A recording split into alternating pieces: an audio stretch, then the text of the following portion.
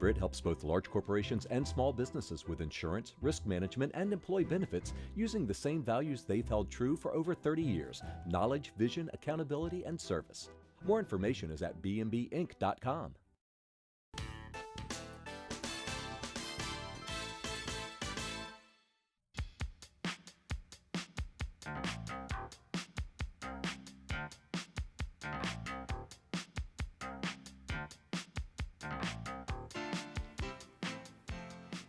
Hello, I'm Marcia Cavanaugh. Thanks so much for joining us. Well, as Carnival reaches its high point, the everyday news with its stories of crimes, investigations, and politics continues its march.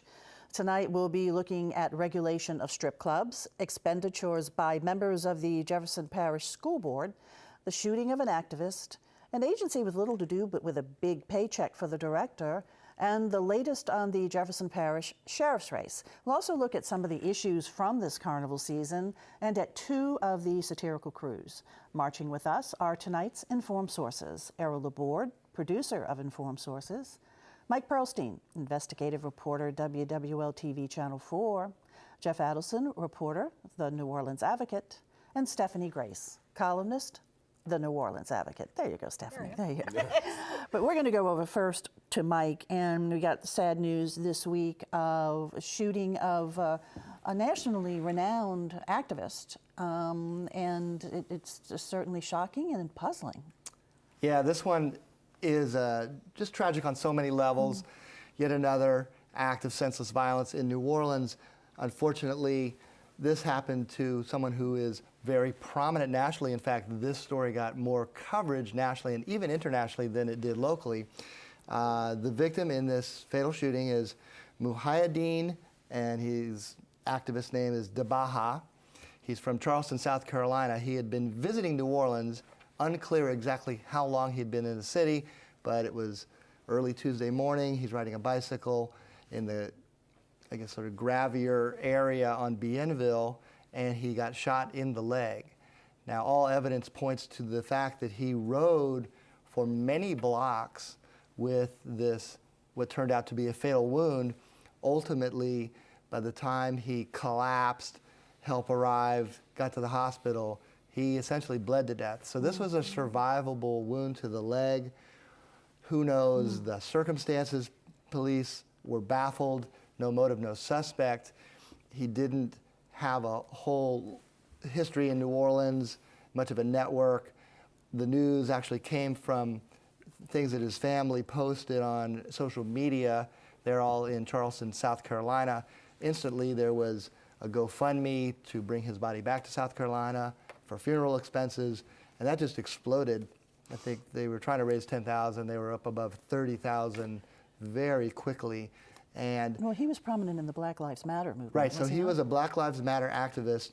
He rose to prominence with the Walter Scott case in South Carolina. That was an African American who was shot in the back, and ultimately the officer who shot him was convicted in that case because of a cell phone video showing that he was running away and yards away from the officer.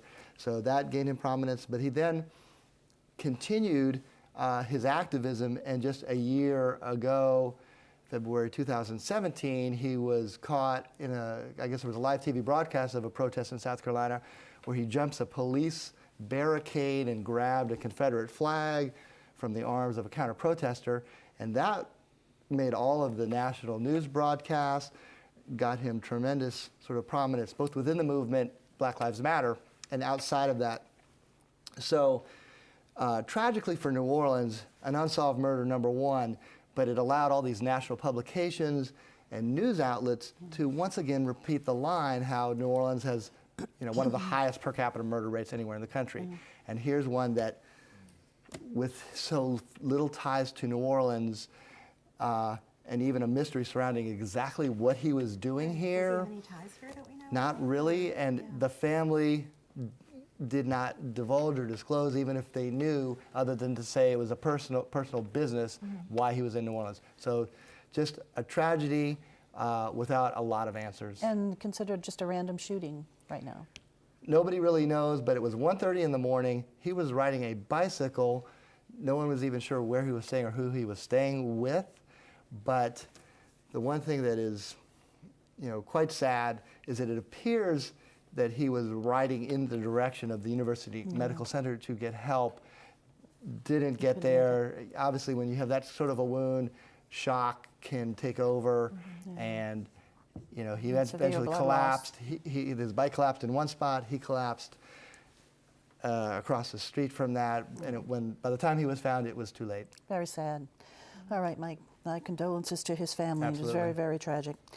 Okay, over to Jeff now. And Bourbon Street strip clubs continue to be in the news. I mean, we've been hearing about the strip clubs in terms of maybe making some changes for months now, since last summer. They've been talking about changes to the regulations for years at this point.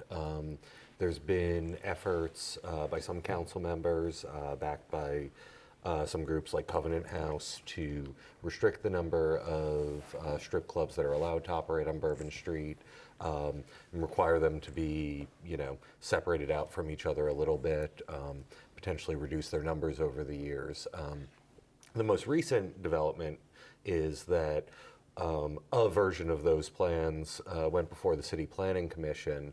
And two interesting things about that. One, planning staff who review all these proposals came out and said, you know what, we don't really see a need for this kind of regulation. But then they said, well, but if commissioners do feel like they want to do something, here's a softer way to do it that would allow 14 clubs, which is more than are currently operating on Bourbon Street, to operate, and then other ones could apply for special permission. It's called a conditional use permit to operate, so it wouldn't be a hard cap.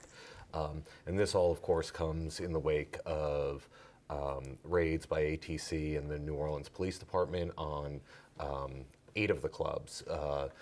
Those raids have led to 3 different clubs being shut down. Other ones shut down permanently. Other ones had to shut down temporarily, although most of them are back up and running. And that, in turn, has led to some pretty massive and impressive protests by the workers at the clubs who took to the streets. At one point they sort of overtook a city press conference, demanding more respect from the city, demanding better conditions, not to be demonized, and calling for the clubs to be reopened. Well, human trafficking has been a reason that has been given by the city and those who would like to see less strip clubs or something done with a number of the strip clubs, but we haven't seen any kind of arrest for that or anything. At this point, there have been no arrests directly related to the raids at all. There were a handful of arrests for people that got picked up on previous warrants and things like that, but as far as we know, the raids haven't resulted in any arrests directly related to activities at the strip clubs.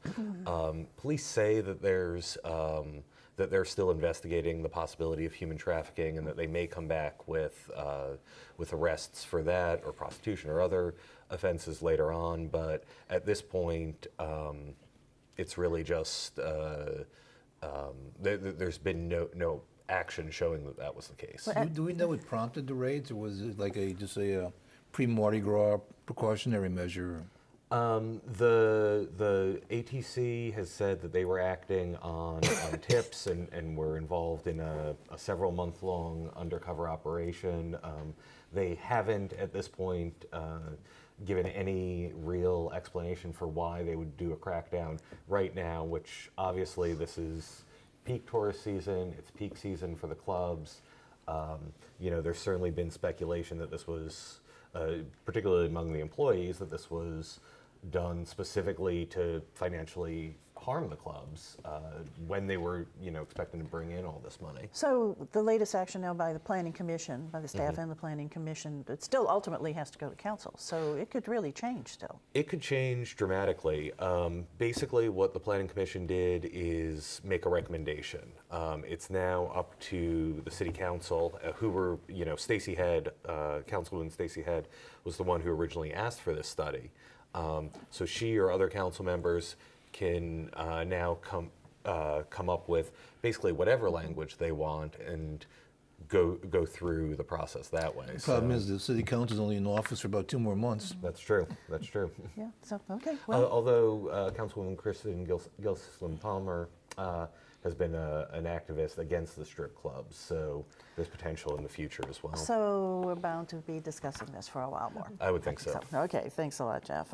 Back to Mike now, and you did a piece about travel expenses concerning a couple of Jefferson Parish School Board members. Yep. 2 school board members in particular, Cedric Floyd and Ricky Johnson. I got information that they attended a conference in New Orleans, very prominent and well thought of educational conference. But it turns out that they chose to stay in a New Orleans hotel, and not a cheap one, the Roosevelt, at more than $200 a night. And the conference was at the Ritz-Carlton, right? The conference was at the Ritz-Carlton. And The Roosevelt was sort of a spillover hotel. right, and one lives in Gretna and the other lives in Kenner. We should That's say. right. Okay. We even clocked the distance of the Gretna board member, Ricky Johnson, about 5 miles away. And it's a 3-day conference, so they chose to stay basically 3 nights at taxpayer expense, tack on what was pretty expensive valet parking at $50 a day a night, and the total bill for 2 Jefferson Parish school board members to attend a conference in New Orleans, $1,600. Now, at least some other members of the school board say this runs afoul of what the rules are regarding travel expenses. Right. You know, basically they point to a section of their own policy which provides for reimbursement for travel outside of the metropolitan area. Clearly, New Orleans is not outside the metropolitan area, so we had some other board members crying foul, but this has to be put into the context of this board has been back and forth on travel and travel expenses and where to draw the line. Once upon a time, 2014 and earlier, a different faction controlled the majority on that school board, and there were hard caps on the amount of travel. The school board president could take in 2 conferences a year, as well as the vice chair of the board, where all the others were limited to 1 conference. When Cedric Floyd got elected the board president in 2015, he then had a 5-person majority, lifted all caps, as much travel as you want, within a overall budget. So we also crunched beyond just that 1 trip to get the bigger picture, all the travel since 2015 by all board members. And that was equally eye-opening. Number 1, they blew their budget. It had been $40,000 in that fiscal year. They spent $52,000 total. And the vast majority were, once again, Cedric Floyd and Ricky Johnson. They each spent $35,000 on travel to conferences all over the country, as well as in-state.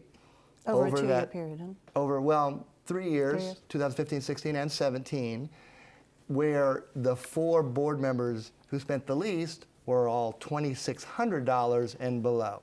So clearly, a wide disparity in philosophy and a wide disparity in the expenses for this travel. Now, it looks like with a new board president, Mark Morgan, he's on the low end. In fact, he spent the least, and he sort of leads a more business-backed faction of that school board in favor of kind of reining things in and being more business-like. And he is going to propose, so he says, some caps on travel once again. And now he's pointing to our stories as, a reason why it has to be reined in, because when there's board members picking and choosing unlimited conferences, they're going to exceed the budget and overdo it, and that's their position. And the board's also going to the public for more money to raise Well, that taxes actually for pay raises for teachers and staff. And the view of the ones who want to rein in the travel see that they just narrowly lost a millage to increase teacher pay. They're proposing to go back to the voters for that once again. And that's always they're a tough thinking sell in Jefferson. even tougher sell Yeah. when you can look at 2 board members spending this kind of money just to stay at a hotel in New Orleans. And okay, we should say also that they say, well, no, we didn't violate anything here. And we Absolutely. were within our rights to And as a do matter this. of fact, an interesting twist on the whole thing, Cedric Floyd, who's been on that board for quite a while, some 17 years, he points to the ones who not only didn't do the travel and rack up the expenses, but he said they did not make the state-required minimum number of hours, sort of like a continuing education, 6 hours a year. It is, in fact, mandated by state law. Sure enough, the ones who were the loudest critics, Mark Morgan, Larry Dale, did not make their 6 hours, so they're getting some criticism from the other side. Okay, Mike, thanks. Interesting story there. I'm Stay sure tuned, the there's gonna be voters will more. be paying attention to that. Stephanie, talking about voters, Jefferson Parish Jefferson voters Parish. are going to the polls next month for a sheriff's race, and things got a little heated up a bit this Weird. week. It's getting a little strange, I have to say. I mean, this was always going to be the big local election this year. To replace Noel Norman as Jefferson Parish Sheriff. It's a special election. He, of course, resigned last fall to become a talk show host at WWL Radio. And he basically appointed his top assistant, Joe Lopinto, a former legislator, as his interim replacement, and said he supported him for the for the job. John Fortunato, who many of us have been seeing on TV for decades as the spokesman for the Jefferson Parish Sheriff's Office, resigned and decided to run against Joe Lopinto. So there's, kind of, an internal fight within the old order anyway. And then there's this weird episode that kind of keeps coming back. So last fall, John Fortunato was meeting with a couple of other, retired elder statesmen from the office at a PJ's in Elmwood. And it turns out that Joe Lopinto, some deputies on behalf of Joe Lopinto sought surveillance footage from the PJs. And this became a story. My colleague Jim Mustian broke it, and there was kind of an uproar over it. Joe Lopinto said he didn't know anything about it. He said he hadn't asked the deputies to do this. They were acting on their own. One of them knew the owner of the shop. And he had done nothing wrong. But it's something that's kind of come up periodically during the campaign. And then this week, it turns out that there is an internal report from JPSO that says, you know what, Joe Lopinto did know about it, and he actually asked for the footage. Again, a couple of strange things here. It's an internal report from his own organization. Wasn't it even a little worse that he heard about the meeting and then asked some of his underlings to see if they could get to the footage? Exactly, yes. And what happened is the underlings did try to get to the footage. They had some difficulty downloading it, so then they called in somebody else who was a specialist. So they got the footage ultimately. Has Lopinto seen the footage? Lopinto says he has not seen it, and Lopinto said, kind of confronted with these findings that again came out of his own office. He said he had never seen it. He said he did nothing wrong. He said he didn't lie. John Fortunato said he absolutely did lie, and that should be a firing defense, and he proves he's deceitful.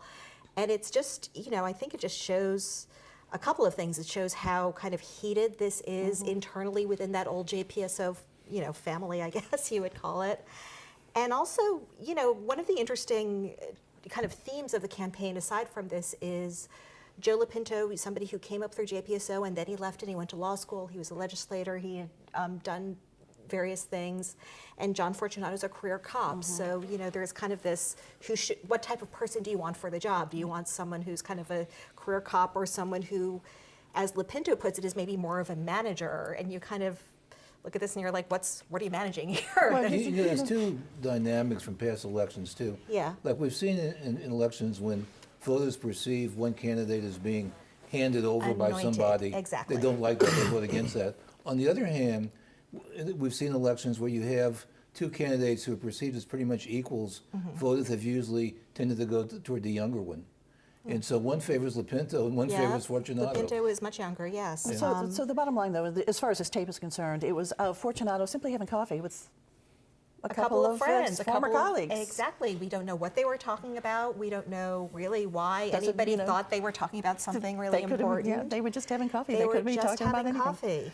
Okay, I should add, there's a Lopinto campaign put out an internal poll showing they were leading. Previous polls had showed Fortunato was leading. He, of course, has been on TV for many decades, so more familiar. So Okay, after Mardi Gras, it'll be an interesting month. the race is really on. Okay, Yes. thanks a lot. Over to Mike right now, and a sort of a complicated story, and so I'm going to ask you to tell it to us in about 2 minutes. Yeah, HEAL, which is an agency. If you could just sort of just Sure. basically say what is HEAL, and then the director has been forced out. Yeah, yes, he's he out. is now out. It's short for Health Education Authority of Louisiana. It's actually been around for 50 years, and it basically provides financing for major municipal, bond issues to expand hospitals and other healthcare and medical facilities. It was played a big role in the expansion of Tulane Hospital, of Oxnard Hospital, helped build the Lambeth House, retirement home. The problem is they had gone dormant really since the late 90s. This most recent director, Jacob Johnson, took over in 2011, but the poor track record continued 2011 to his recent departure, had not erected any new projects. And the result of that was starting in 2015 into 2016 and ultimately a big legislative audit in 2017, a scathing legislative audit, both raked Jacob Johnson over the coals for what they deemed were not following some state guidelines on spending, as well as just not, accomplishing the mission of the agency. Problem was, and basically the expose of my story was, there was, a CPA investigator as part of the audit who was telling Jacob Johnson, this stuff's petty, I don't know why they're doing this. They're out to, meaning the legislative auditor and other powerful forces, they're out to crush your agency. All that was caught on tape, which we played. And ultimately, those tapes end up scuttling a bill that was almost through the legislature to dismantle HEAL. So the HEAL's still around. With a new board. The board had no been... director, because Johnson right, is gone. The board has been disbanded, thinking that HEAL was going to go away. Now there's a new board, but no director. So anyone's guess as to what the real motives are, what is going to happen next. There are two projects on the books, we should say, and then I've got to move over Yep, to Errol now. exactly. So we Two can get projects some on the time. books, but who knows if the agency is going to survive long enough to fund them. Fun. Okay, interesting. Go see Mike's story. You can just find it online, HEAL, Mike Pearlstein, and you That'll can do it. find out more in depth. Okay, E. Well, Carnival Satire time, and Carnival. Yeah, well, Carnival time is full of our traditions, and it's our tradition to on the Friday before Mardi Gras to talk about satire. As we're speaking, there's a crew, Le Crew d'Etat, which is parading, which does a lot of satire. Last night was the Crew of Chaos. A few other crews do satire too, but these are some of the best satiricals. We just wanted to show you a few of the floats. This is from Chaos last night, and this is the satirizing the Great Migration. And you notice this Indian chief on the other side saying, I wish they'd all leave, okay? Regardless of the walls or anything else. This is the new mayor's gonna have to get used to seeing herself satirized. This is called The First Mayor, and it's just about and that's Canizero, the DA, and this is about talking about all of her expenditures and what it's gonna be like as mayor, as And in holding that Mayor. credit card, yeah. This is dealing with the whole thing about gender neutrality, and here's a soldier saying that here's a gender-neutral foxhole, so it's just parodying that. There's going to be a lot of stuff in satire about the sex scandals we've had, and so here's the Chaos's version of it, the things we've been hearing. And Le Crew d'Etat deals also with this. And this could be a bad Carnival season for John Besh. Cooked goose, you see him as the goose in there, and some of the various dishes, cornchou Look de at some of Beche, this pig in the ranch blanket, dressing, and then yeah. okay. Now this is Le Crew d'Etat, and again, King Charles is going to have to see what it's like just being married. I get used to this kind of stuff. Their theme is about museums. This is the birth of Venus image as the new mayor, and then you see the other politicians, and at the same time, investigations going on. Landrew crossing Canal Boulevard. This goes into the flooding. Curiously, Muses last night also had a museum theme, and they had Landrew crossing Orleans Boulevard, both with the same theme about the mayor crossing during the flooding. This is the Scream about crime in New Orleans and all the consent decrees and the crime ratings in New Orleans versus Chicago. The Garden of Early Thought. This is just a spoof of the Jazz Fest about how just it's a wonderful event, but how prices are rising, and just talking about the different events and different foods and how much they cost. And The Last Supper. This is also something that was parodied in Muses as well. This is Coup d'etat's version with Mitchell Andrews' Last Supper as he's going out of office. And as you see, among the people at the supper are some of the Confederate monument people. And do we have another? That's Okay, it. I think that was it. Overall, I think there's a lot of good things happening with Carnival. I think there's more people participating in it than ever before, especially females. The growth of women with crews like Muses and Nix, which this year surpassed Endymion in the number of riders. Also the number of walking groups, and so just all over, and the growth of Carnival within the Bywater and Marigny area, those New Orleanians who are participating. And so in many ways, I think it's the healthiest ever and the most participatory ever. If only we can figure out how to control the weather. Okay, Yeah. I mean that's the one thing we don't have in hand. But everything else, the float design. I mean, we've seen this year some really creative new design, new floats being built, and so it's good. We just do something about the weather. And is this not a record year for the subjects to satire? I mean, it started with Crew de Vue. We're seeing it now in the other big parades. It's I think so. endless material. And A lot of during material. I think as long as Donald Trump's around, Right. we're going to see a lot And of the satire. other big topic is sewage and water board this year. But this year everywhere. is kind of an especially rich year because of Mitchell Andrew, especially with him going out of office. So there was a lot to kind of poke fun with that too. All right, just a lot of fun to be had over these next days. We just have to keep the rain away. All right, looking ahead, Ian. Okay, well, speaking of Mardi Gras, I think after Mardi Gras, you can see a lot of examination within the next year, especially in Jefferson Parish about the Mardi Gras. There's a lot they have to look at, and I think one thing they can look real hard at is the route, redefining their routes, probably getting a little bit further away from Bonneville Boulevard, which is a residential area, and moving down in the other direction. Okay. Well, here's a subject that doesn't get a lot of attention. I know Stephanie's just a little interested in the Pelicans, which a month ago we were talking about could they be a contender. Right. Now the talk is whether they can cling to the playoffs, losing DeMarcus Cousins, obviously one of the big two Twin Towers. They made a few moves before the trade deadline, so now it's really make or break. They're about to go into the All-Star break. After that, it's 25 games to basically not only determine the season and whether they make the playoffs, but possibly the future of a head coach, general manager, and whether our superstar Anthony Davis sticks around New Orleans. A lot at stake. And maybe the franchise. Maybe. A lot at stake. Jeff. Well, one of the other things that'll probably be heating up after Mardi Gras is the mayoral transition. We're going to be in the final stretch for that, so we'll see how things shape up. Great. Steph. And we're going to have a special session after all this talk. The governor today came out and said it. It will start February 19th. And the idea is to raise some revenue and avoid this fiscal cliff and not put things off until the last minute in June. We'll see if they do it. We'll see. All right, guys, thanks a lot for being here. Thank you all for watching. And of course, we want to see you again next week for Informed Sources. Have a very happy and safe and dry Mardi Gras. Good evening.